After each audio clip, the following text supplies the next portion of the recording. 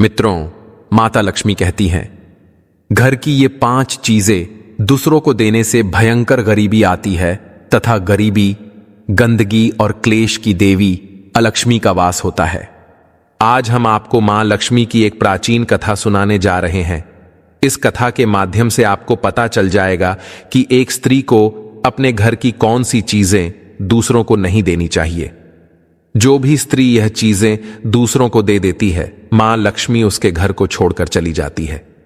इसीलिए दोस्तों, आप इस कथा को पूरा जरूर सुने, क्योंकि आधा अधूरा ज्ञान घातक होता है। जो भी इस कथा को पूरा सुनता है, मां लक्ष्मी उसकी झोली खुशियों से भर देती है। तो चलिए बिना देरी किए आपको वह प्राचीन कथा सुनाते हैं। दोस्तों, पूर्व काल की बात है। मध्य देश में एक अत्यंत शोभायमान नगरी थी। उस नगरी में एक सुकन्या नाम की स्त्री अपने पति और सास ससुर के साथ निवास करती थी। सुकन्या एक पतिव्रता नारी थी जो सत्य धर्म का पालन करने में तत्पर और गृह कार्य में दक्ष थी। सुकन्या का स्वभाव अत्यंत दयालु था। वह सदैव दूसरों की सहायता किया करती थी। सुकन्या का पति संजय एक वैश्य था। उसकी अनाज की एक दुकान थी। वह बाजार में लोगों की जरूरत की चीजें बेचा करता था।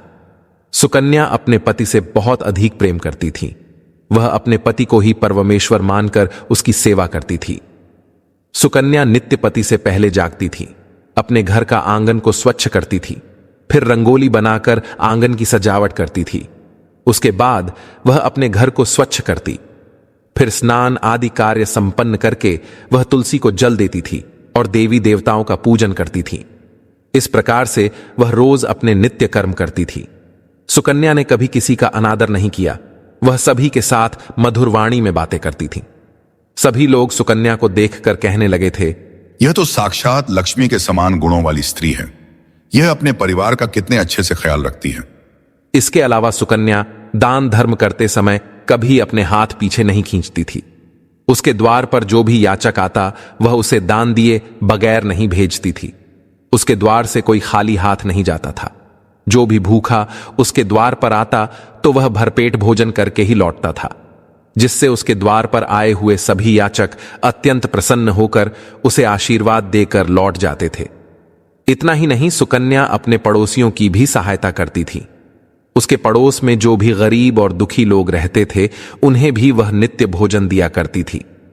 पड़ोसियों को जो जो चीजें लगती, सुकन्या बिना विचार किए ही दे दिया करती थी, जिस कारण से सुकन्या के पड़ोसी भी उसका बहुत अधिक सम्मान करते थे। वे कहते थे, अहो, इस घर का कितना भाग्य उज्जवल है। यह सुकन्या तो साक्षात देवी है। देवी साक्षात मां अन्नपूर्णा ने ही सुकन्या के रूप में जन्म लिया है, जो हर संयम दान धर्म किया करती है।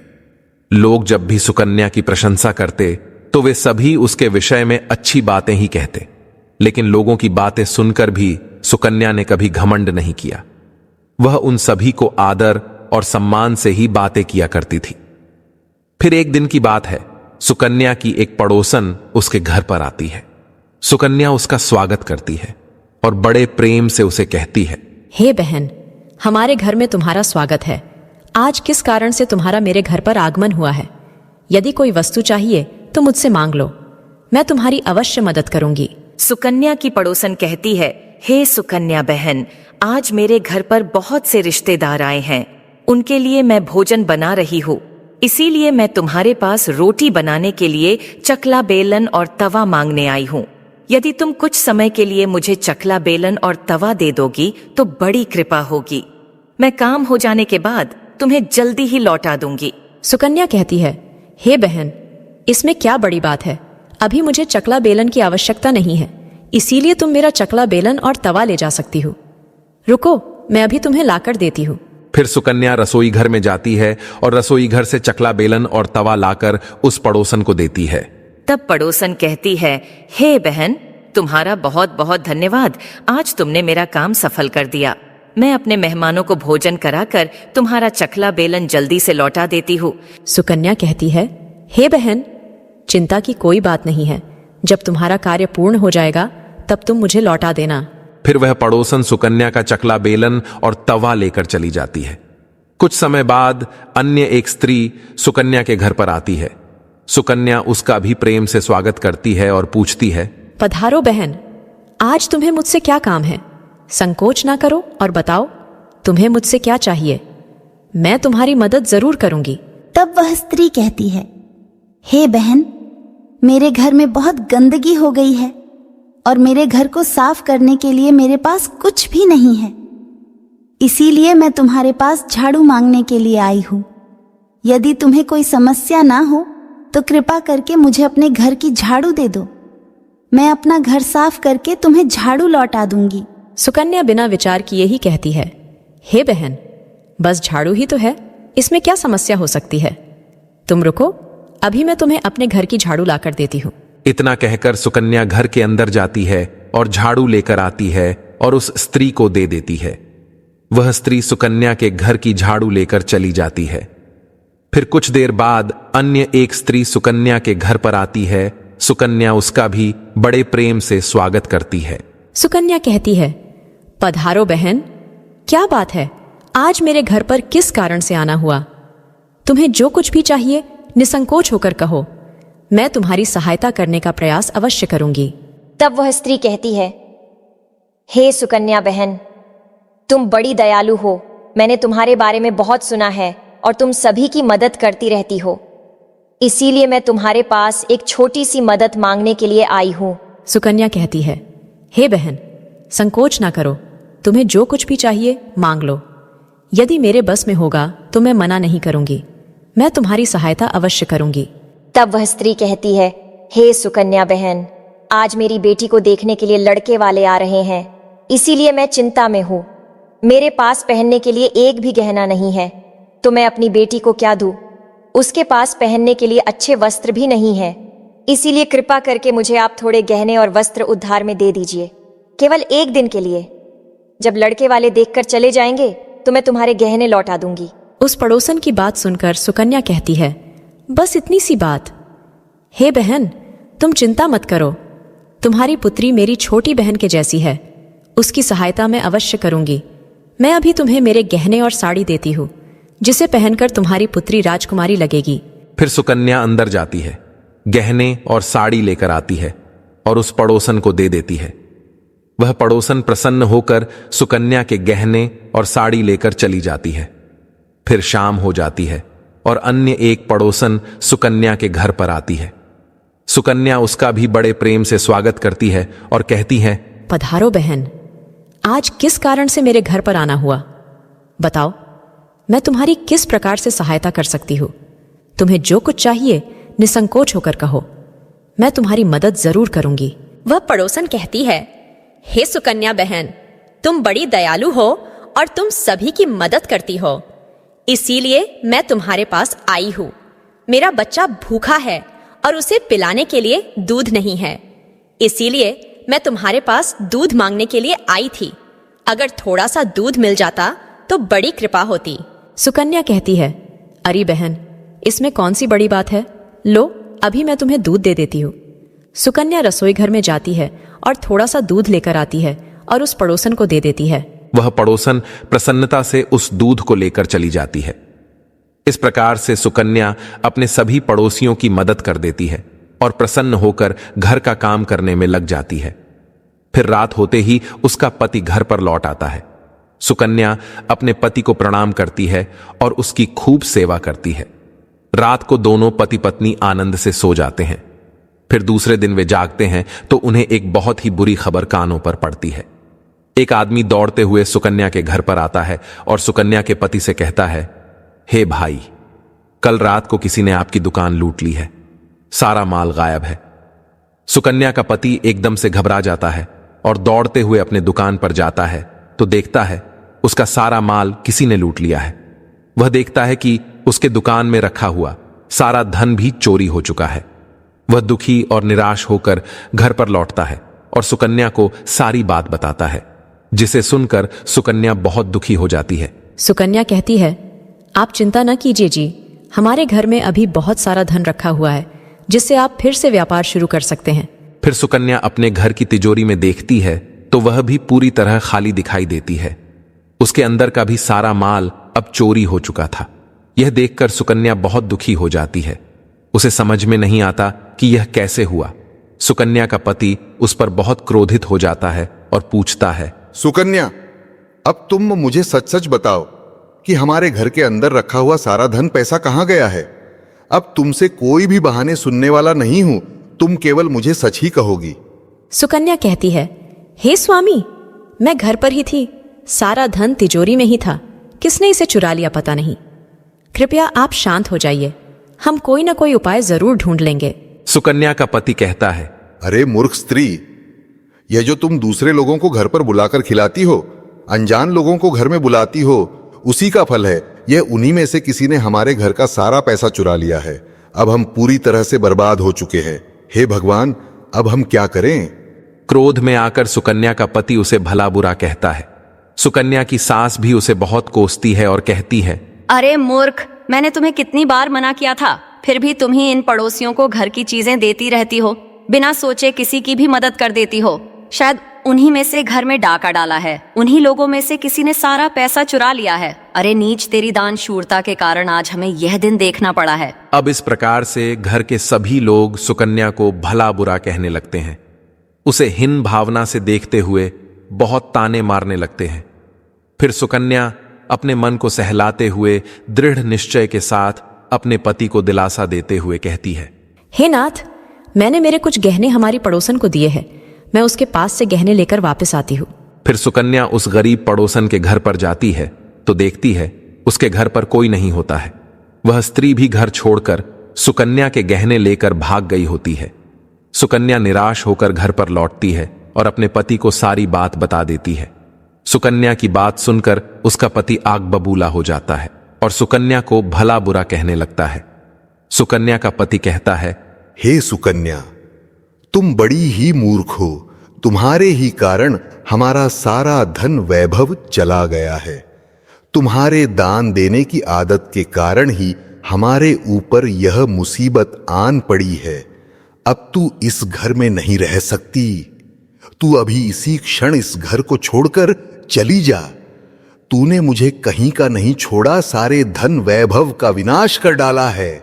सुकन्या कहती है, हे नाथ, आपके सिवा मेरा इस दुनिया में कोई नहीं है, मैं आपको छोड़कर कहां जाऊं। सुकन्या का पति कहता है, तू कहीं पर भी जा, लेकिन अब इस घर में तू नहीं रह सकती। तेरे ही कारण मेरा सब कुछ बर्बाद हो गया है। तू इस घर में रहेगी तो बचा कुचा सब नष्ट हो जाएगा। सुकन्या अपने पति को हाथ जोड़कर विनती करने लगती है, हे स्वामी, ऐसा ना कहिए, मैंने कोई अपराध नहीं किया है। आपके बगैर मैं जीवित नहीं रह सकती, मुझ दासी को आप घर से मत निकालिए। लेकिन सुकन्या का पति उसकी एक नहीं सुनता है और उसे अपने घर से धक्के मारकर निकाल देता है और कहता है, अब तू इस घर से चली जा और लौटकर मत आना। चाहे तो किसी नदी में कूदकर अपनी जान दे दे, लेकिन अब तू इस घर में मेरे साथ नहीं रह सकती। मैं तेरी ये मनहूस शक्ल नहीं देखना चाहता हूं। फिर सुकन्या दुखी होकर रोते हुए अपने पति के घर को छोड़कर चली जाती है। चलते चलते सुकन्या माता लक्ष्मी के मंदिर में जाती है और मां लक्ष्मी से प्रार्थना करते हुए कहती हैं, हे मां, मैंने ऐसा कौन सा पाप किया है जो मेरी ऐसी दशा हुई है। हे मां लक्ष्मी, मैं तो नित्य आपकी पूजा करती थी, फिर भी आपने मेरा घर क्यों छोड़ा? कृपया मुझे बताओ मां, मैंने ऐसा कौन सा अपराध किया जो आप मुझसे रूठ गई हो। फिर सुकन्या वहीं पर बैठकर सोचने लगती है, यदि मेरे पति मेरा स्वीकार नहीं करेंगे तो मैं जीवित रहकर क्या करूं? यदि मेरे ही कारण मेरे पति की दुर्दशा हुई है तो मुझे जीवित रहने का कोई अधिकार नहीं है। इतना सोचकर सुकन्या अपने प्राण देने के लिए नदी की तरफ जाने लगती है। नदी के पास जाकर सुकन्या माता लक्ष्मी से प्रार्थना करती है, हे मां लक्ष्मी, अब मैं अपने प्राण देने जा रही हूं। यदि मेरे द्वारा तुम्हारी पूजा में कोई कमी रह गई हो तो मुझे माफ करो। मैं अपने पति के बगैर जीवित नहीं रह सकती, इसीलिए अब मैं इस नदी में कूदकर अपने प्राण दे दूंगी। इतना कहकर सुकन्या नदी में कूदने ही वाली होती है कि साक्षात मां लक्ष्मी उस स्थान पर प्रकट हो जाती है। माँ लक्ष्मी सुकन्या से कहती है, रुक जाओ सुकन्या, रुक जाओ पुत्री, तुम यह क्या कर रही हो?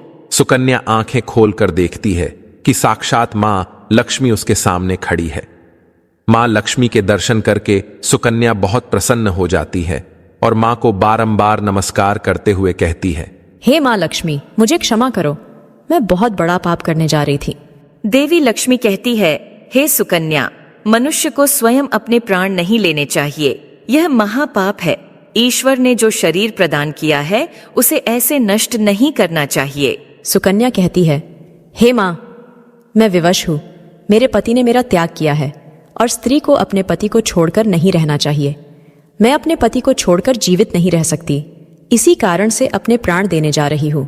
देवी लक्ष्मी कहती है, हे सुकन्या, मैं सब कुछ जानती हूँ और यह भी जानती हूँ कि तुम्हारे पति ने तुम्हारा त्याग क्यों किया है। ये सब तुम्हारी ही भूल के कारण हुआ है। तुमने अनजाने में कुछ ऐसा चीजों का दान किया था जिस कारण से मुझे तुम्हारा घर छोड़कर जाना पड़ा। जो भी स्त्री अपने घर की इन चीजों को दूसरों को दे देती है, उनके घर में मेरा वास नहीं होता है। मैं उन वस्तुओं के साथ ही उनका घर छोड़कर चली जाती हूँ। तब सुकन्या कहती है, हे माँ, ऐसी वह कौन सी वस्तुएं हैं? कृपया आप मुझे बताइए, मैंने कौन सी वस्तुओं का दान किया जिस कारण से आपने मेरे घर का त्याग किया है? देवी लक्ष्मी कहती है, हे पुत्री, अब तुम ध्यान से सुनो। मैं तुम्हें उन चीजों के बारे में बताती हूँ जो किसी भी स्त्री को दूसरों को नहीं देनी चाहिए। इन चीजों का दान करने पर मैं उस घर को छोड़कर चली जाती हूँ। हे सुकन्या, सबसे पहली वस्तु है चकला बेलन और तवा। किसी भी स्त्री को अपने घर का चकला बेलन और तवा कभी दूसरों को नहीं देना चाहिए। रसोई घर में इन वस्तुओं का महत्व सबसे अधिक होता है। इन वस्तुओं की पवित्रता सदैव ही बनी रहनी चाहिए। इन्हीं वस्तुओं से भगवान विष्णु को प्रसाद बनाया जाता है और तवे पर बनी पहली रोटी भी गाय को खिलाई जाती है।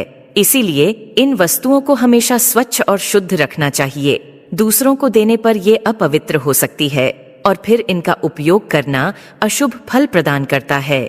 इसीलिए सुकन्या, तुमने अपने रसोई घर के चकला बेलन और तवा अपनी पड़ोसन को देकर पहली सबसे बड़ी भूल की है। आगे माँ लक्ष्मी कहती है, हे सुकन्या, अब तुम दूसरी वस्तु के विषय में सुनो। तुमने अपनी पड़ोसन को अपने घर में रखी हुई झाड़ू ही दे दी। जिस वस्तु में मेरा सदैव वास होता है, जो वस्तु मुझे सबसे अधिक प्रिय है, तुमने उसे ही दूसरे को दे दिया, तो फिर मैं तुम्हारे घर में कैसे ठहरती? हे सुकन्या, झाड़ू लक्ष्मी जी का प्रतीक माना गया है। इसे दान करने से घर से लक्ष्मी का वास निकल जाता है और दरिद्रता प्रवेश करती है। हे सुकन्या, जो स्त्री अपने घर की झाड़ू दूसरों को दे देती है, मैं उसके घर को त्याग देती हूँ।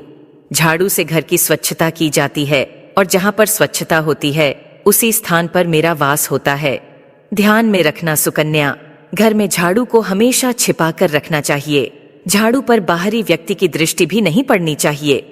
झाड़ू एक अत्यंत पवित्र वस्तु है। इसे पैर नहीं लगाना चाहिए और इससे कभी विष्ठा आदि प्रकार की गंदगी साफ नहीं करनी चाहिए। झाड़ू से घर की गंदगी और नकारात्मकता दूर होती है। इसे साफ सफाई और व्यवस्था का साधन माना गया है और जहाँ स्वच्छता होती है वहीं माता लक्ष्मी का वास होता है। इसलिए झाड़ू का महत्व केवल भौतिक रूप से नहीं बल्कि आध्यात्मिक रूप से भी है। माँ लक्ष्मी कहती है, हे सुकन्या, अब तुम तीसरी वस्तु के विषय में सुनो जो एक स्त्री को कभी दूसरों को नहीं देनी चाहिए। वह वस्तु है आभूषण।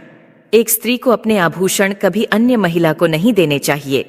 मैं सदैव ही आभूषणों में वास करती हूँ। स्त्री के 16 श्रृंगार में गहनों का बहुत अधिक महत्व होता है। एक विवाहित स्त्री को अपने आभूषण कभी अन्य स्त्री को पहनने के लिए नहीं देने चाहिए। जो स्त्री अपने आभूषण अन्य स्त्रियों को देती है उसके जीवन में दुर्भाग्य आता है। बिना विशेष धार्मिक कारण और विधि के सोना चांदी या आभूषण दान करना अशुभ माना जाता है। यह मेरे उस घर से जाने का संकेत होता है। हे सुकन्या, अब मैं तुम्हें चौथी वस्तु के विषय में बताती हूँ। किसी भी मनुष्य को शाम हो जाने के बाद कभी सफेद रंग की वस्तुओं का दान नहीं करना चाहिए, किंतु तुमने शाम के समय दूध का दान किया था। शाम को दूध का दान करने से जीवन में दुर्भाग्य आता है। शाम को सफेद रंग की चीजें दान करने से मनुष्य के जीवन में अशुभ काल आता है। शाम के समय सफेद वस्तुओं का दान वर्जित है क्योंकि इसका सीधे चंद्रमा और शुक्ल पक्ष से संबंध होता है। सफेद वस्तुएं जैसे कि दूध, चावल, दही, सफेद वस्त्र, शंख आदि है। चंद्रमा का समय दिन और रात्रि का प्रथम भाग यानी कि सुबह और दोपहर होता है। शाम के समय रजोगुण और तमोगुण बढ़ने लगते हैं, जिससे सफेद वस्तुओं की ऊर्जा क्षीण हो जाती है। यदि शाम को दूध, चावल या दही जैसी सफेद चीजें दान की जाएं, तो घर से शांत लक्ष्मी का वास का कम हो जाता है और दरिद्रता आने लगती है। और साथ ही सफेद वस्तुएं पितरों और चंद्रमा की प्रिय होती हैं। इन्हें शाम के समय दान करने से पितृदोष और चंद्रदोष बढ़ सकता है। माँ लक्ष्मी कहती है, हे सुकन्या, अब मैंने तुम्हें उन सभी वस्तुओं के बारे में बता दिया है जिनका कभी दान नहीं करना चाहिए। ये वस्तुएं कभी दूसरों को उधार में अथवा उपयोग के लिए नहीं देनी चाहिए। सुकन्या कहती है, हे माँ लक्ष्मी, मुझसे बड़ी भूल हो गई। मैं इन बातों से अनजान थी। कृपया मुझे क्षमा करो और अब मुझे प्रायश्चित करने का उपाय बताओ। देवी लक्ष्मी कहती है, हे सुकन्या, तुमने प्रायश्चित पहले ही कर लिया है, इसीलिए अब तुम अपने घर पर लौट जाओ। मैं तुम्हें तुम्हारा संपूर्ण वैभव और धन संपत्ति लौटा देती हूँ। इतना कहकर माँ लक्ष्मी उस स्थान से अंतर्ध्यान हो जाती है। फिर सुकन्या भी मां लक्ष्मी को धन्यवाद करती है और उस स्थान से घर की तरफ जाने लगती है। तभी उसका पति ढूंढते हुए उसी की तरफ आ रहा होता है। वह सुकन्या के पास आकर उससे क्षमा मांगता है और कहता है, हे सुकन्या, मुझे माफ करो। मैंने तुम्हें बहुत भला बुरा कहा था। तुम तो साक्षात देवी के समान हो। माँ लक्ष्मी की कृपा से हमें अपना सारा धन वैभव वापस मिल गया है। जिन लोगों ने हमारा धन लूटा था, उन सभी ने हमारा धन हमें लौटा दिया और तुम्हारा नाम लेते हुए क्षमा मांग ली है। चलो, मैं अब तुम्हें अपने साथ घर ले जाने के लिए आया हूं। अब हम आज से प्रेम पूर्वक अपना जीवन व्यापन करेंगे। यह सुनकर सुकन्या बहुत प्रसन्न होती है और अपने पति के साथ घर पर लौट जाती है। मां लक्ष्मी की कृपा से सुकन्या के घर में फिर से सुख समृद्धि आती है और उसके बाद से सुकन्या ने अपने घर की ये 4 चीजें कभी दूसरों को नहीं दी। तो दोस्तों, उम्मीद है आपको यह कथा पसंद आई होगी। वीडियो को लाइक जरूर करें और कमेंट में जय मां लक्ष्मी जरूर लिखें। साथ ही चैनल को सब्सक्राइब करें। आप सभी का धन्यवाद।